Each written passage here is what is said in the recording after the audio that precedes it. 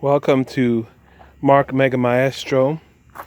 I'm currently working on, thank God, my newly acquired CLS 500. It is Saturday, the 15th of February, and I am changing the air shocks for some Mercedes-Benz spring shocks. Now, a lot of people don't know, but the W211 shocks can fit the W219 shocks. So I just bought the regular shocks for a non-air suspension Mercedes, and I'm putting it on these ones. They're pretty much all the same. You don't need to go online and buy $1,000 worth of what they call it, $1,000 worth of off-brand shocks.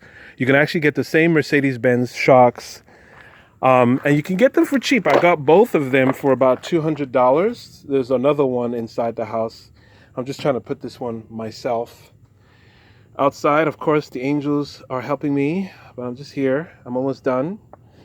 Hopefully I can get this one done and get the other side done, because that's what I want to get done, and then we'll deal with the back. The back is a little bit more complicated because you're dealing with real springs that you have to compress before you put it in there, and man, that's not a joke.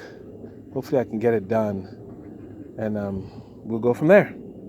All right, Mark Mega Maestro. I'll give you an update when I'm done.